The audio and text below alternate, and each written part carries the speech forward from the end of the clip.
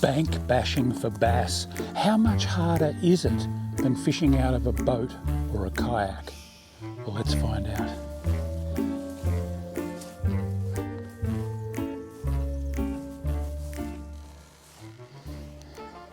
G'day, Starlo here. I caught my very first Australian bass well over 50 years ago from a creek not much different than this one, and I was fishing from the bank. I did a lot of fishing from the bank in my early days, and I still like to get back onto the banks, bash my way through the scrub and catch a few bass that way. It's not as easy as tackling them out of the boat or the kayak, but it's very rewarding when it comes together. Look, it's early in the season, it's only mid-September, the water's still pretty cool. This is more of a reconnaissance trip than anything else. I mainly just came out here to see if there's any fish up here yet. See how cold the water is. I reckon I'll be in and out of it a fair bit, so I'll soon find out. I brought 2 baitcaster outfits with me, a BFS and just an ultralight baitcaster. I've got a couple of different lure options, and I'm about to make my first casts of the 2025-26 bass season. This is exciting. All right, that looks good.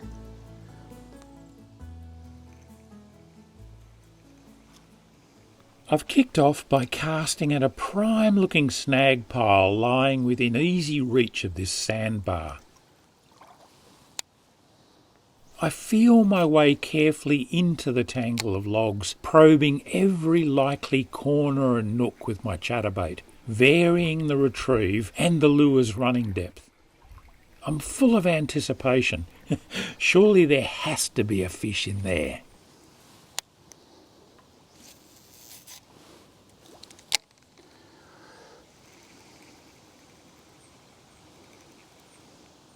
Oh, yes! Oh, that wasn't a bad bass either. What's that? About the 4th cast of my new season, and a fish came shooting out and hit that. What? All right, I better get a bit serious. That early action's encouraging, so I'll stick with this snag for a bit and really work it over from every angle.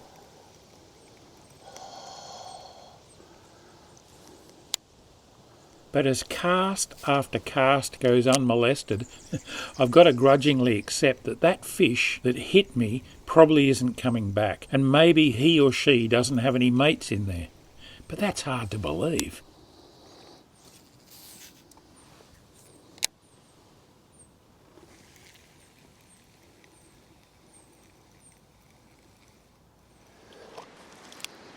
Eventually I move on further upstream, wading out a little to reach the prime structure on the far bank, and scoring my first snag up of the season. Damn it.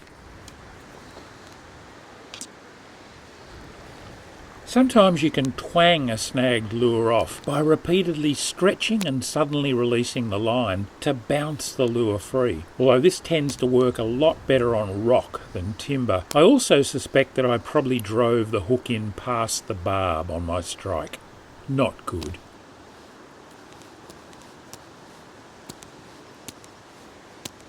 I don't think this one's coming off. Nothing for it but to point the rod at the lure, clamp my thumb on the reel's spool and pull until something breaks. At least my knots are good. Okay, re-rig time. What a pain. The river's widening as I move upstream, which means I'm going to have to wade well out in order to reach the far bank. It's a tad chilly too.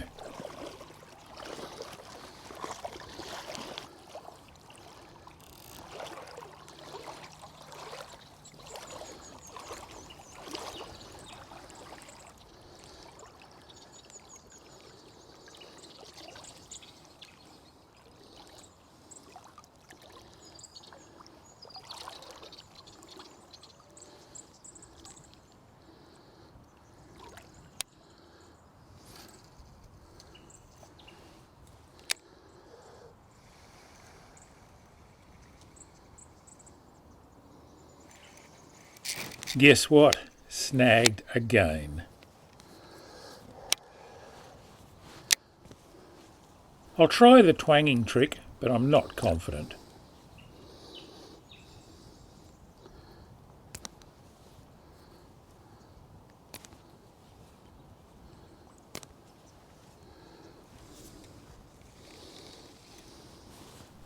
No. Another lost lure. This is getting to be a bit annoying.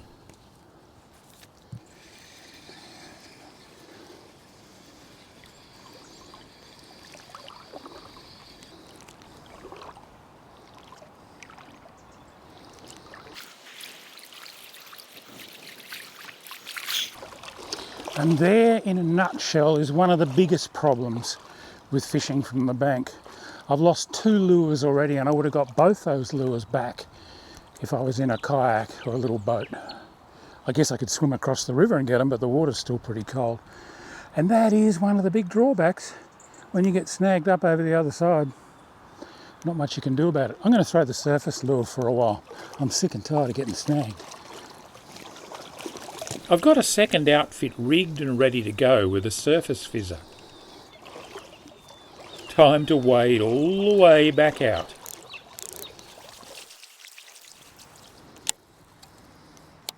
I'm throwing one of my new favourite topwater lures for bass, the aptly named Whopper Plopper.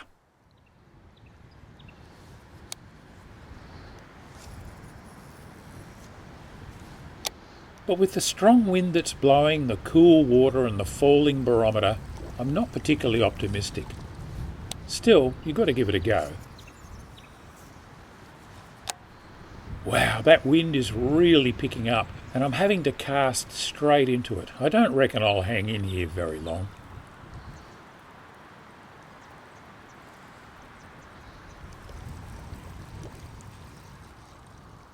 Well, that was tough going. And I suffered from the curse of the 4th cast again. Exactly what happened to me last week at Windermere when I was chasing golden perch. I got a cracking strike on about my 4th cast and then went 3 days without contacting another yellowbelly. Maybe it's bad luck, because that's exactly what happened today. On about my 4th cast, I got belted by a nice bass that I saw. Oh, yes. And that was it. I never got another hit. I've done a couple of kilometres. It was pretty tough going. I've been stung by stinging nettles, scratched by branches, lost a couple of lures to snags. I had to swim to get my favourite Whopper Plopper surface lure back when it got snagged. I think 67 might be a bit old to be bank bashing for bass, much as I loved it when I was a young bloke. I think I'll go home and get the kayak and come back in a day or two, because the water's actually not that cold. And the fact that I got a strike from one bass, well, that bodes pretty well. But that'll do me on the bank for today. I'll see you when I get back out here with the kayak, and we'll see if we can catch the first bass of the season, for me anyway. Okay, round 2, and I'm in the kayak. It already feels better just pedaling along instead of bashing my way through the bush, and also if I get snagged it should be a fair bit easier to get my lures back. Let's see if I can catch that first bass of the season. No 4th cast curse today either.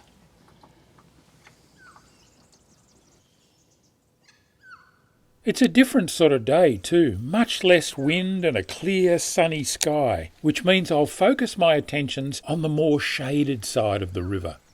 I'm kicking off throwing a smallish soft plastic rigged on a jig head with a beetle spin arm attached. I'll show you that setup in a minute. It's something of a cliche, but it's truly a pleasure just being here. I love this environment. A bass will be a bonus, but it's a bonus I'm keen to find, and I'm quietly confident as I work away covering every likely looking spot through the deeper stretches of the pool. Okay, we're coming up with some really likely looking country.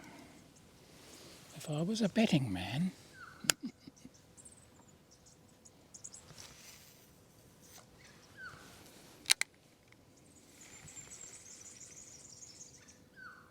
Yes, I told you, if I was a betting man, I'd have put money on that one.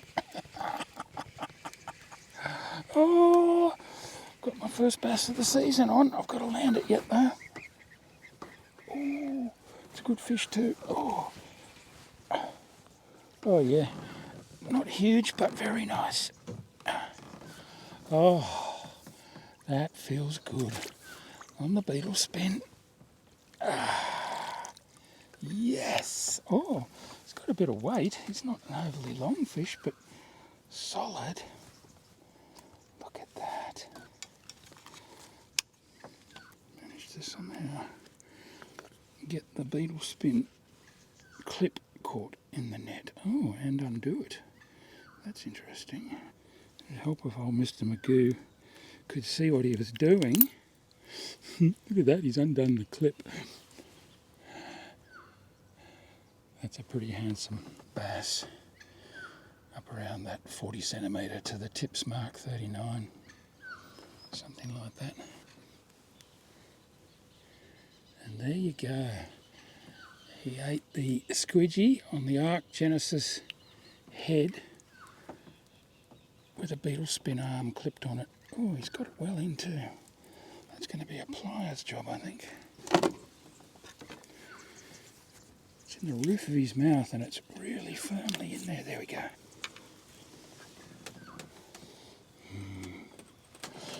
All right, get him back in. One last look.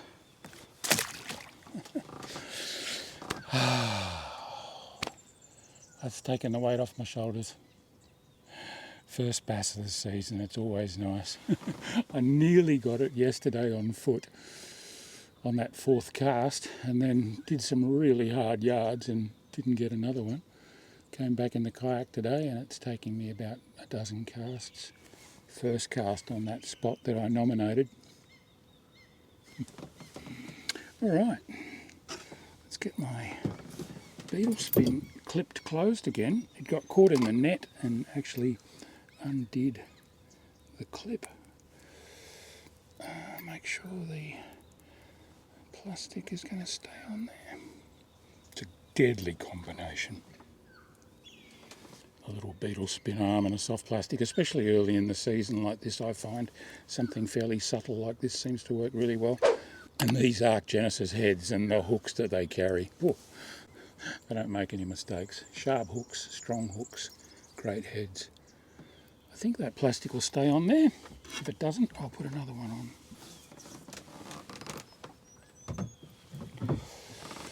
Ooh, I wonder if there's any more on this snag pile. Wouldn't be at all surprised. After catching a fish and handling the lure like that, I like to just grab the S factor and reapply it. You don't need much, but I just think to cover the human odours and everything else. Look at that, my hands are shaking. First bass of the season. It's probably my 50th or 51st bass season. And it still gets me. Ooh. No, it'd be more than that actually, because I caught my first ones when I was about 14. And I'm 67 now. You can do the maths on that. That's a lot of bass seasons. All right, get the sunnies back on with trembling hands. Put another one in there. It wasn't even a particularly brilliant cast. He came a little way off the snag to take it, which is a good sign. First bass on the BFS for me too.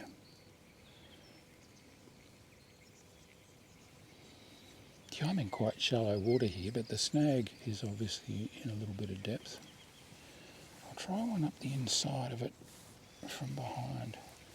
That was kind of the spot that I was looking at and saying if I was going to put money on it. And my cast really didn't go as far in as I would have liked it to, but it still caught a fish.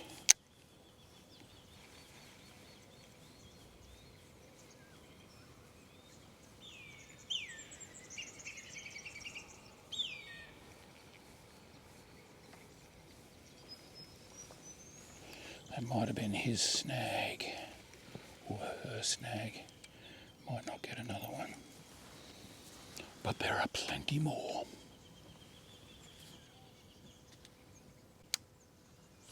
How's the Serenity? Nice weed bed up the inside of that snag too. Ooh, that plastic is slipping down. Show you a little trick. I'll take it off.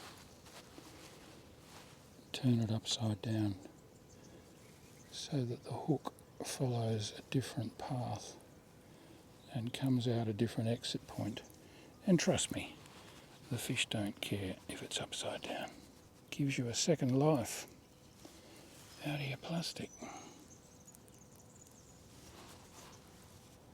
Still really important to make sure that it's straight. Yep, that one looks alright. Not perfect, but it'll do. I don't think the fish are going to judge me too harshly on it.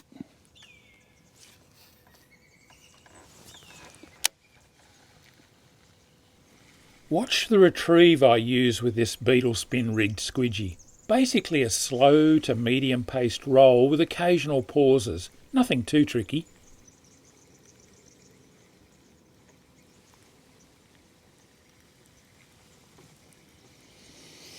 Alright, there's another really good looking snag pile coming up.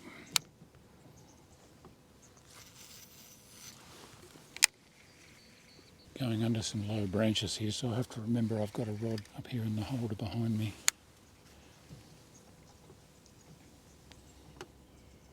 I'll just push through.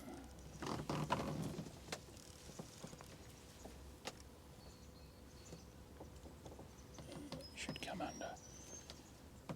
Okay. Oh, this looks good up in here. It's a minefield.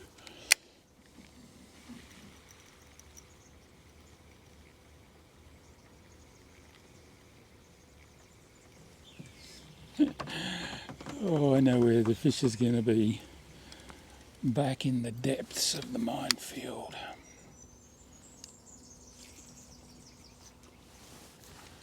Back in there, I reckon.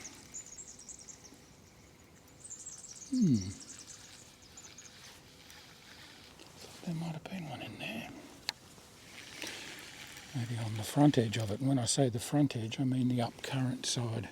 The current's going that way. So the up current edge of the snag will be the prime spot for the more active fish. It's quite shallow here, but I think there's a bit of depth in around the snag.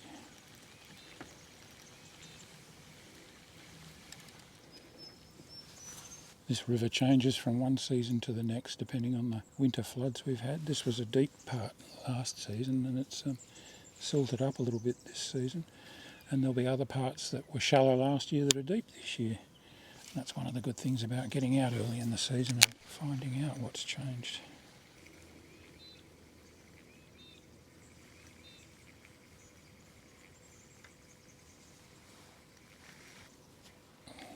Hit a log. That felt good. Oh, that's a fish though.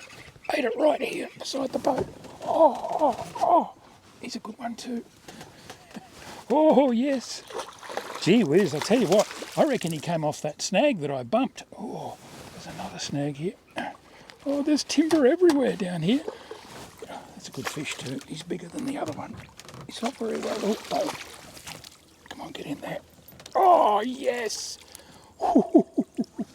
Wow.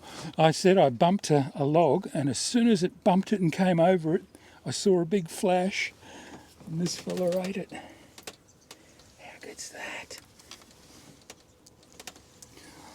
Oh yes, he's a fair bit. Oh, he's a fair bit bigger. Look at that. That's a sort of mid-40s fish, probably 44, maybe even 45 to the tip. No, 44 I reckon I'd call that to the tail tips. 42 fork, something like that. Not quite as solidly built as that first little nugget, but still carrying a lot of weight and in prime condition. Gee, it was good to see him come flashing out and eat that. And look at the arc genesis just pinned through his top jaw. I wonder if my reversed plastic has got another life. Look at that beautiful fish. Wow. I love them. I never get sick of bass. They've even got a distinctive smell. They just remind me so much of this country that they come out of, this beautiful coastal river system country that produces these magnificent native fish. 55 years or so after catching my first one, and they still make my hand shake every single time. All right, big girl, back you go. Whoa! I'm a happy camper. I don't really care if I don't catch another one, but I reckon I might. Now, what's my plastic and jig head and everything like? Ooh, the plastic's torn again. Okay, I'll show you another way to extend the life of your soft plastic. I'm going to take my scissors and I'm going to trim a bit off the nose. And I'm not going to just discard that piece. I'm going to take it home, put it in the bin. But now, see, I've taken best part of 1 centimetre off the nose of that plastic, and that means that once again it'll be going in on a different pathway, and that'll give it another life, because that fish tore it up pretty badly. It's hard to rig when your hands are shaking with the bass tremors. Oh, wow, I love this kind of fishing. They're catching some beautiful yellowfin tuna off the coast here at the moment, but you know what? I'm just as happy up here doing this. Oh, that is one ugly rig. Let's see if it's going to work. You know what? I reckon it will. It's not pretty, but it's another life. Ah. All right.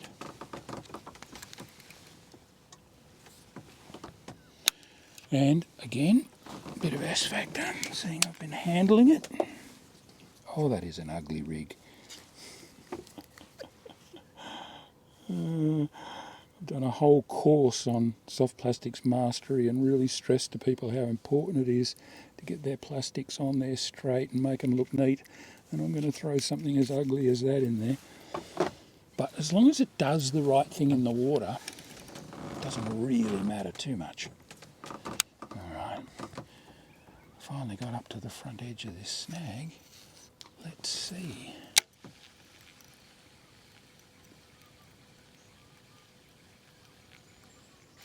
Oh, that wasn't a fish. I've got buck fever. Gee, it's not often you see them eat the lure close to the boat like that, close to the kayak.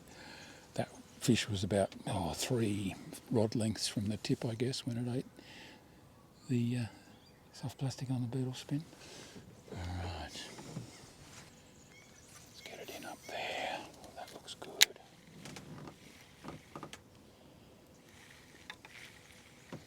Oh, timber. Snagged.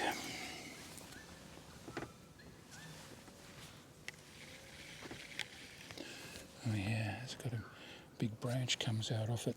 The only thing with these rigs, the beetle spin arm on the soft plastic, they're not particularly snag proof. Not like a spinnerbait. Because it's not rigid, that arm doesn't really protect the bend of the hook that much, so you still get snagged. But it's a trade-off. It's a great rig.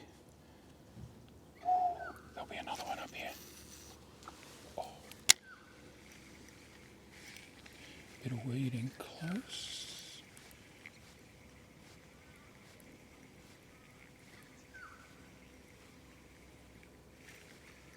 Oh, there's a fish. Look at that. Oh, came out through that weed bed. Oh, where are you going? Oh. Oh, they go so hard. They're spinning the kayak around. There you go, that ugly soft plastic. Fish didn't mind. Oh, it's another beauty too. Oh, don't tell me it's another upgrade. Might be. No, I reckon it's about the same length as that last one. Gee, they're nice fish though. Ah, he's got the beetle spin stuck in the net as well. That's a bit of a trap. Oh no, he's actually midway between the two, between that first one that I got and the second one. Look at the size of the tail on them. No wonder they go hard. Yeah, it's probably about a 41 centimetre fish, that one. All right. Look at this country down here that he came out of. All this timber. I Don't know if you can see it, I've got my polarised glasses on.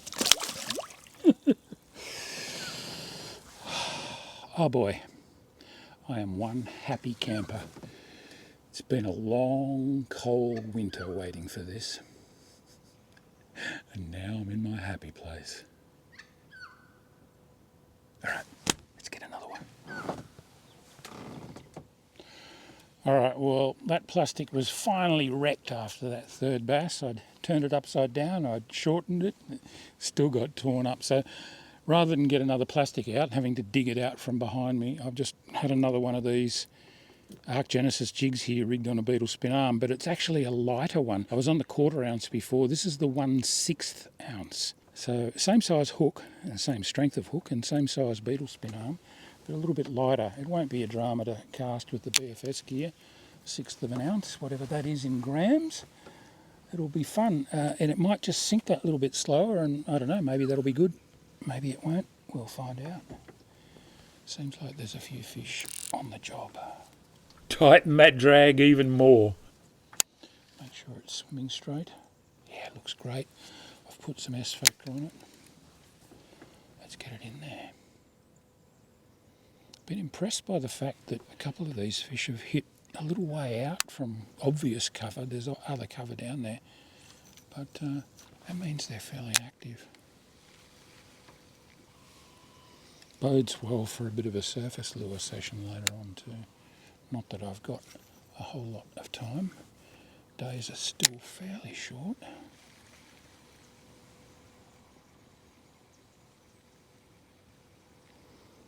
Oh, I can see a pocket back in there. I reckon there'll be a fish, but it means I've got to throw over the top of a log. Let's do it. Let's do it. All right, we're in the danger zone. Now we bump it over the log, let it sink down this side. Oh, that looked so good. Try up towards the end of the log. Oh, big weed bed here. They do love a weed bed. The anticipation on every cast.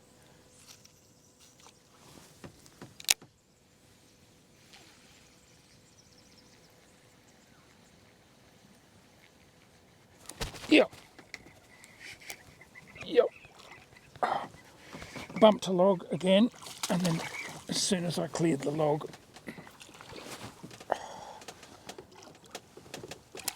I think he's the smallest one so far, but geez, giving me some. Oh, it's caught on the bow of the kayak. It was briefly. Oh yeah, he's not big at all. Wow, he went hard for his size. Oh, I can lift this one, I think. Still be a nice bass on an average day. Look at that. Fish in the mid to high 30s. Jaw grip's the best way to hold them.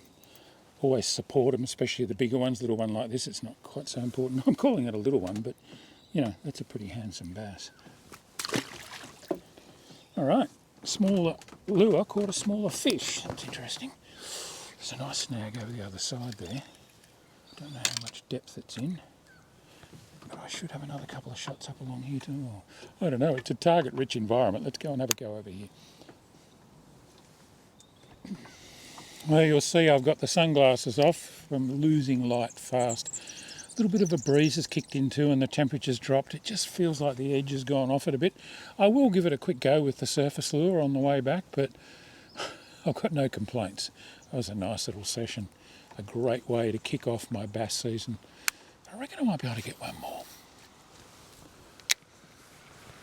With the sun sinking, this side of the river's no longer in direct bright light, so I feel pretty good about giving it a go. And there are some prime snags here.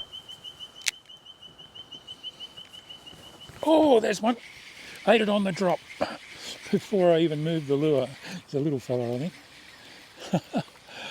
You've got to be ready for that to happen too, with the soft plastic on The jig head, it swims really well on the drop.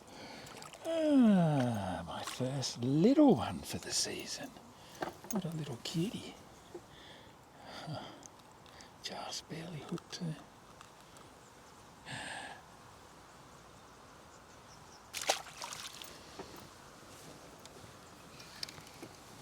Oh, they're still having a chew.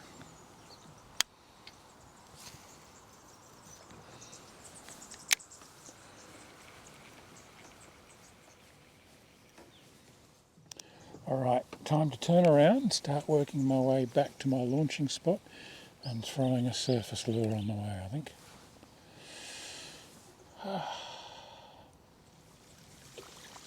I do love my surface luring. I've got that whopper plopper on again, and I've just seen a swirl. That was interesting.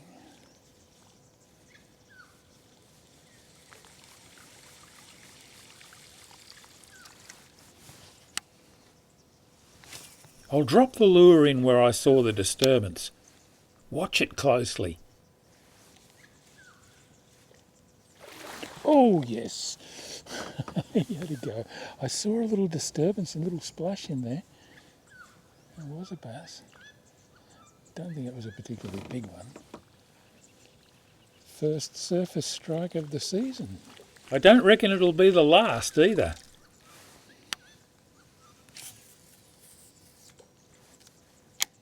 Notice that I'm in no hurry working the fizzer. Lots of stops, starts and pauses to keep it in the zone for as long as possible. Then, when I get it out a bit further, a steady, slow to medium roll to make that tail churn.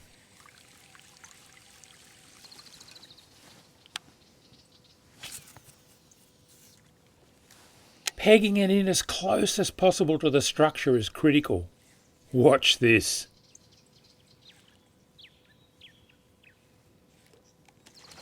Yes! Oh! Yeah, still got him. He's around something. Oh, he's around timber. Oh, I thought I dropped him. And he's buried me. I got him out. Oh! Oh! As good as it is catching the first bass of the season on anything, the first one on a surface lure is doubly special. Not a bad fish either. I hope you can see him okay. It's not a lot of light. Oh, stay on. Yes. Wow, what a chunk. Oh, he's a fat one.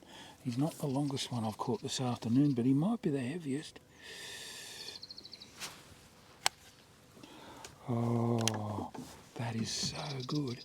Mid-September, getting them on the surface. I never used to think it was possible, but I've changed my opinions a lot over the years. Gee, had me in all sorts of trouble. Smacked the whopper plopper. And he's got me. Oh, he's partially straightened one of those hooks. That was when it was stuck on the timber, I reckon. I'll get him off so that I can show you. Look at that. He's probably not quite as big as the best one I got earlier, but by crikey, he went hard. And he's really fat. Have a look at the belly on that thing. Look at that. What a lovely bass.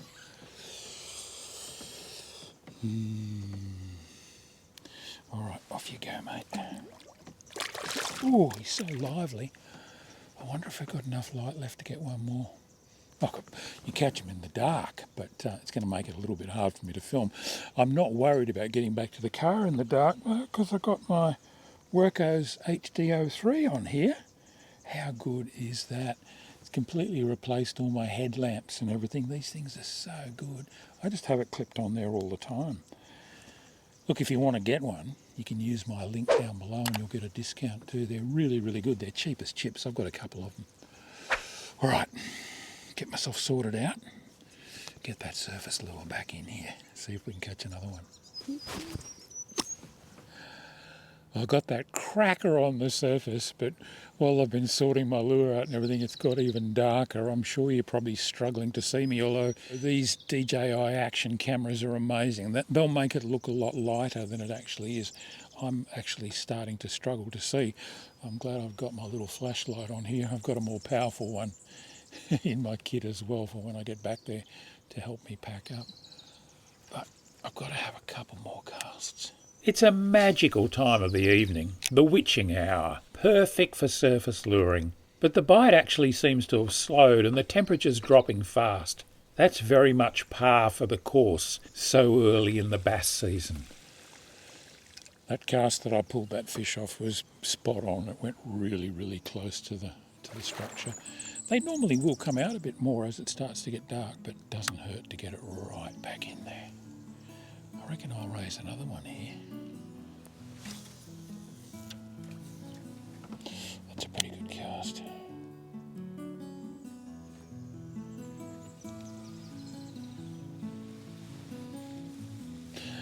You've got to be really struggling to see me now. I'm struggling to see my lure. I hope you've enjoyed this, and I hope that if you've never chased Australian bass on lure or fly, that you get out and have a crack at it this year. Whether you're bank bashing or you get out in the canoe or the punt or the boat or whatever, just go and give them a crack. They are such a fantastic fish to catch, and they live in such magnificent country. That's about it from me for this episode. I hope you've enjoyed it. And until next time, this is Starlo wishing you tight lines. I'm going to have a couple more casts though.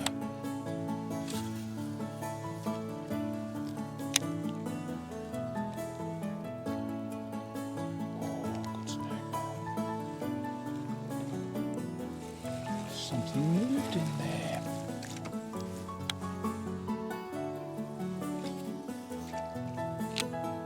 If you did enjoy this episode, I hope you'll give me a thumbs up and subscribe to the channel.